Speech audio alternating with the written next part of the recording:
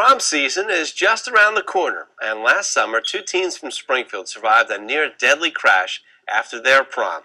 And while they're still alive, that night has changed their lives forever. 22 News reporter Jacqueline Jing explains. It was like any other prom night. Smiles, group pictures, dancing, fun. A night Sabbath seniors would never forget. But this crash on Allen Street in Springfield made this night truly unforgettable. The engine was, lodged on my lap. I couldn't move. I wasn't budging, so I just told him, just go for Naeem. Nearly a year later, you can still see where the car crashed, glass, pieces of the car scattered on the ground. A grim reminder of the night that still haunts the driver, Casey Callender. I was driving, I was responsible, and, I should have took the brunt of everything that happened. After the accident, both of them were hospitalized. Casey broke his leg in multiple places, but he made it to graduation. Naeem Mahfouz was in a coma for nearly 3 weeks. I just cried and cried and cried and cried. I barely even slept. I barely slept at all, just because of the fact that I was, terrified of what I would see when I closed my eyes. If there was any way possible that I could have switched me and his position, I would have did it in a heartbeat. This is Naeem now, the former wrestler who received a full-ride scholarship to Fairfield University, now has severe short-term memory loss and suffers from tremors that restrict him to a wheelchair. Faith, just keep the faith. He says his friends have helped him get through the tough times, especially his best friend Casey. Yeah, he's perfect. Casey's such a good friend. He's my boy, cause I'll do anything for him. He's my brother. Love him to death. Guess every time I look at him, I'm just grateful.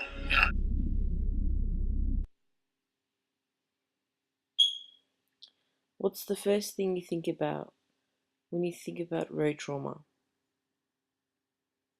Feel free to shoot out some answers. Car accident.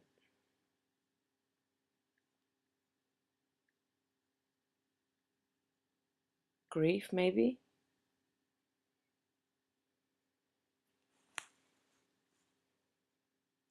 Death and cemeteries.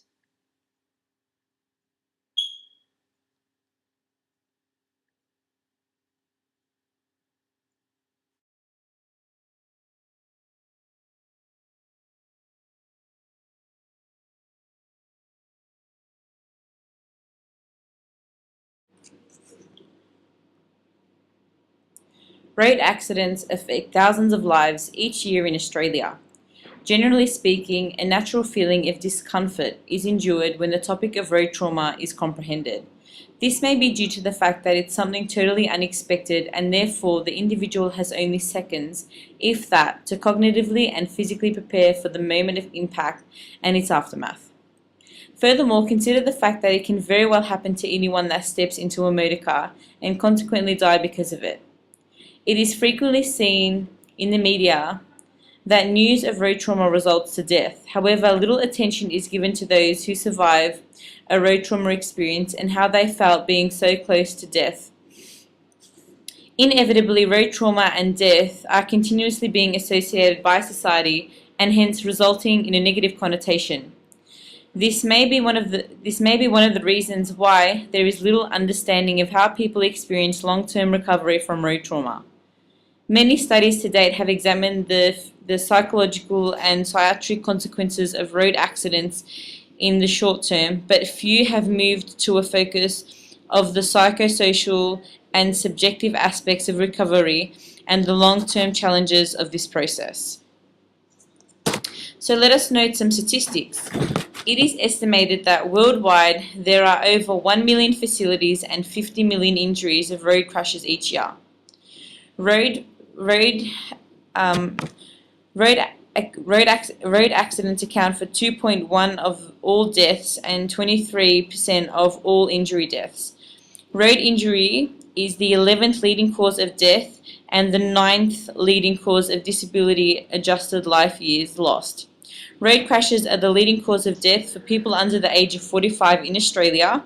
20% of trauma patients in Australian hospitals are road crash victims. Road crashes are estimated to cost Australian community over 18 billion annually. In Australia, the road toll reflects hundreds of people who die as a result of road trauma every year. There is a lesser known road toll, however, that reflects the people who are physically and psychologically injured in road trauma. Hums and Talbot's article, written in 2007, The Aftermath of Road Trauma Survivors, Perception of Trauma and Growth, informs readers of the psychological impact of road trauma on an individual who has been involved in an accident. Prior to Hums and Talbot's article, an Australian study was undertaken to determine the effects of traumatic vehicle accident on the prevalence of post-traumatic stress disorders. This involved 24 patients observed after 18 months from their hospital discharge. The study showed 25% of these patients had clinically significant post-traumatic stress disorder. This finding shows a large percentage of survivors develop post-traumatic stress disorder either acutely or within a year of the motor vehicle accident. Hums and Talbot conducted an anonymous survey and interview to research trauma survivors from 1996 to 97 from a Victorian rehabilitation centre aging between 22 to 85 years. The participants suffered severe injuries which required acute and rehabilitation treatment. The results showed 86% reporting further physical difficulties due to a change in lifestyle, as well as the pain experienced, while 62% experienced psychological difficulties. These difficulties involved an increase in anxiety and stress as a result from the harm. 17% reported spiritual difficulties, 55% expressed social difficulties due to a loss in self-confidence as a result from the aftermath of the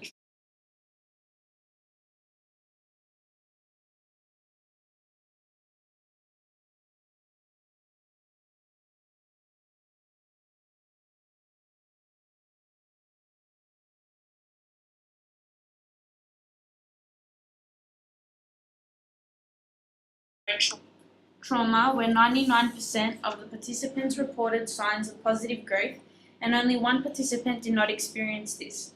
The survivors, as part of their growth, were able to develop strength and become empowered to recover from their trauma. Specifically noted were three key areas: their sense of self, their relationships with others, and their personal philosophy or worldview.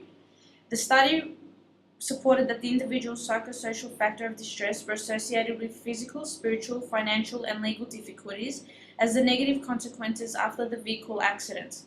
Of the participants, 24% reported higher levels of growth change from the accident, while 19% reported very small amount and 28% reported moderate growth. Harm's 2004 article, After the Accident, Survivors' Perception of Recovery Following Road Trauma, was a 3-year study which included survivors from 2000 to 2001 and was conducted 3 to 4 years after the accident. The article researched and documented on long-term adaptation processes to the trauma experienced during the road accident. The information was retrieved in a subjective manner and obtained purely for psychosocial information. The research measured 4 areas: the impact of the event scale, the post-traumatic growth period, the life orientation test, and the level of social support the individual received. It was found that most individuals surveyed did experience difficulty 3 to 4 years on since their accident. 86% of individuals surveyed reported that they had sustained ongoing physical difficulties. Most of these difficulties were changes in lifestyle, mobility, and levels of pain. 2/3 or 62% of those surveyed reported psychological distress difficulties. Psychosocial difficulties were most likely to be in the form of general anxiety or stress responses. 79% of individuals surveyed reported the accident to be the most traumatic event they had experienced in their lifetime. Of those that saw the accident as the most traumatic life event, concerns expressed were about being confronted with death and the possibility of losing their life. The accident being a life-changing event and suicidal thoughts were also noted. Those that reported that this wasn't their most traumatic experience noted that it was due to other reasons such as divorce or separation, dealing with a husband with a life-threatening disease, or they had perceived the recovery to be worse than the accident. Social support was one of the most commonly identified recovery resources. resources. 64% of respondents made some mention of some type of social support. Social support came in many different forms, mostly from immediate family members. However, community groups, churches, neighbors, and pets also contributed. 47% of those surveyed made mention of their attitude towards recovery as an enabler towards their recovery. For the 47% that identified their attitude as an enabler towards their recovery, they put it down to determination, inner strength, positive focus, wanting to return to normal function, hope, and the importance of the belief in their inner self. 29% of those involved in the survey recognized recreational resources as an enabler to their sense of recovery. Resources such as music, sport, books, gardening, relaxation, and meditation were all mentioned as leisure activities that helped individuals recover from an accident. 22% of participants recognized health professionals to be the most helpful in their recovery. Health professionals recognized were physiotherapists, counselors, doctors, and other medical staff. When comparing the literature, we found some similarities where both articles aimed to determine whether the individual developed post-traumatic stress disorder after the road accident or if they were able to move forward from the accident. These articles both showed examples of how the survivor of the accidents grieved and had thoughts of possible death due to the pain and trauma from their accident. Harms 2004 found that years on from the accident, post-traumatic stress still continues. The study examined the lived life experience of individuals after their accident had occurred. Both physical and psychological effects after an accident were found years on. The study found that a minority of individuals surveyed experienced thoughts of potential suicide. Although this number was small, 12.5%, the existence of these thoughts still existed. This showed the level of grief experienced from individuals to be extremely high. However, it was found that social support, a positive mindset, leisure activities, and health professionals all assisted in the recovery of the individual. Harms and Talbot 2007 found that the experience of growth was the most common experience for the participants who suffered from an accident. This particular study aimed to determine whether they suffered from post-traumatic stress or if they were able to adapt and move forward. It focused more on the psychological distress of the victim, where they experienced emotional grief towards their trauma. 86% of the participants reported continuing to deal with physical difficulties such as chronic pain and limited mobility, and therefore grieved their loss. However, psychologically, the aftermath was described as the most traumatic event in their lives. This trauma overall impacted the psychological capabilities into leading to further mental health illnesses, which will need to be reviewed in case their case worsens. Although both articles were quite similar, Harms 2004 focused more on the individual's lived experience from the accident years on and how they've adapted. It measured the individual's level of physical and psychological trauma experienced since the accident and therefore measured the level of grief experienced and how this had changed during the years of recovery. In contrast, Harms and Talbot 2007 surveyed victims and the impact it had on their physical and psychological health. This article mainly looked at the psychological health and how they experienced stress and anxiety from the trauma, and it's increasing in developing post-traumatic stress with a large focus on the grieving process when moving forward. So how can healthcare professionals advise people on what to do post-road trauma experiences? In Australia, there are many profit and non-profit organisations that are able to help those who have experienced road trauma and survived, and also support the victims' families, bystanders and witnesses. Examples include Road Trauma Support Services Victoria, RTSSV. It is a not-for-profit organisation contributing to the safety and well-being of Victoria road users. They provide counselling and support to people affected by road trauma and address attitudes and behaviours of road users through education. As the only organisation of its kind in Victoria, they provide the following services across the state: free professional face-to-face and and telephone counselling, support and training education programs. Also, Road Trauma Support Team of South Australia is a similar organisation as to RTSSV. Their mission is to provide psychological support for victims who have suffered road trauma. They also provide care and share meetings conducted by a clinical psychologist. Let's look at the future. How can we prevent road trauma casualties in the future and therefore decrease mortality rates? Internationally, road trauma is more frequent in developing countries as road rules are yet to be fully completed and enforced. However, in Australia, these two factors have been sufficiently executed, but yet road trauma statistics are still evidently high. A program that has elicited much interest recently in Australia, Victoria, is the Alfred Road Trauma Program. Let us take a quick look.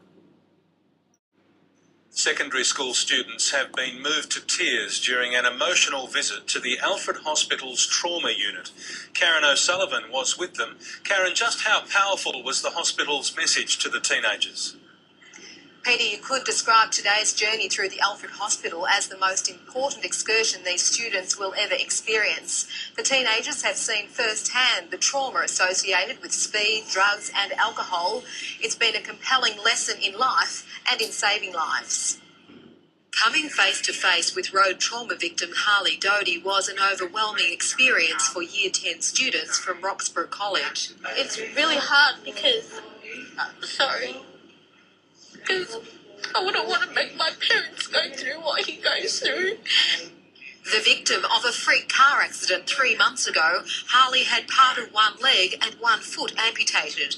The apprentice panel beater joined the Alfred's new program to reduce trauma in young people, particularly from reckless driving, drugs, alcohol and assaults. If I can get one of you not the bag here, it's a well-worth program. His message getting through. Just make the right choices. I don't want to be in here. It shows other people like me, you've got to be careful and just think about what you're doing sometimes.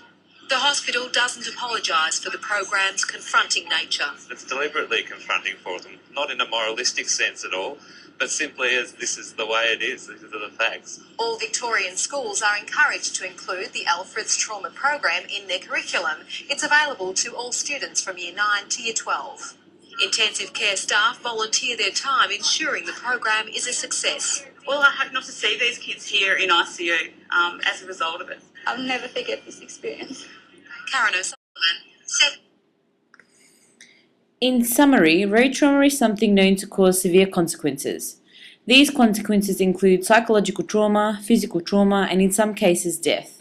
An important factor to note is although a victim may die due to road trauma, there is still the grief and sudden loss experienced by the victim's family and friends, and in some cases it is so severe that thoughts of suicide may become apparent, leading to more death.